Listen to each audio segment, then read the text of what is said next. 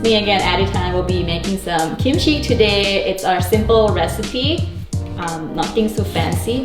We'll start out with Napa cabbage, and it's very important to use Napa cabbage because it got a bit more sugar than your traditional cabbage, and you need sugar to ferment. So we'll start with cutting this bad boy up, slice it in half. Now traditionally in Korea, when they make kimchi, they would just start salting the cabbage as it is. But because you know what, I don't have a giant crock at home, so might as well just cut this up. Now it's up to your preference how big your cabbage, how big of a cabbage chunk you want it.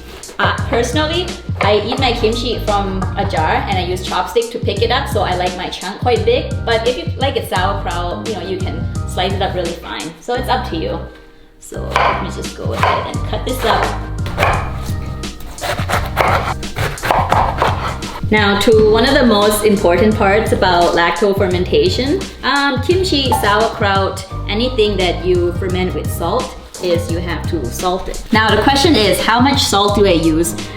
There's a debate going on. Some people said 2% of the total weight, some people said 3%, some people said 6%, some people said 5%. But the safety recommended salt is 4% of the weight of the ferment.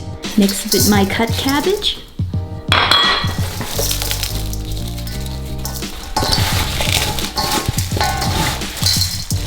There's no exact recipe.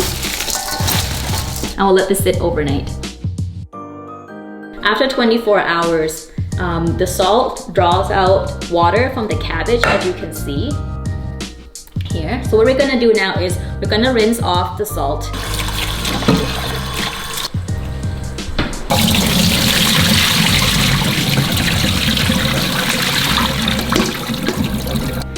So now we're cutting up some daikon radish.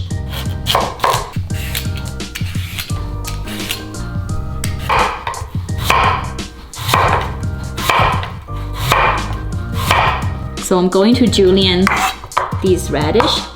If cubing radish is your thing, then might as well go for it. There's no rules how you should cut it. Whatever you like, it's easy like that. You know what, just by cutting these carrots, I could think of 3 reasons BAECHU kimchi is the best. 1, we're 100% natural. 2, no preservative. And 3, no additives. The reason we're adding these vegetables to kimchi is because of the sugar in the vegetable. We need sugar to ferment.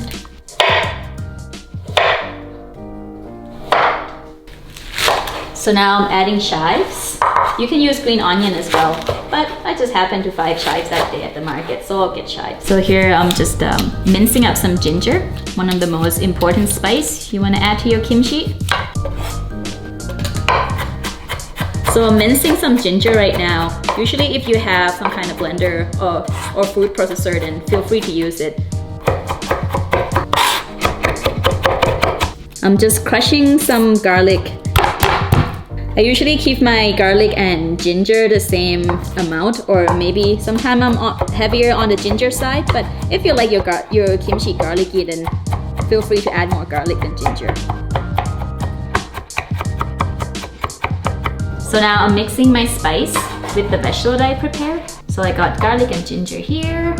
And here's the most important part of kimchi, which is Korean pepper. Load it in. There you go. Now I'm just gonna mix it right up. And now I stuck all my kimchi in the jar. I'm just gonna add a little bit of water in there just to keep it submerged. And you push it down a little bit. You can see that bubble coming out. Just press it. Now the hardest part, let it sit for 3 days.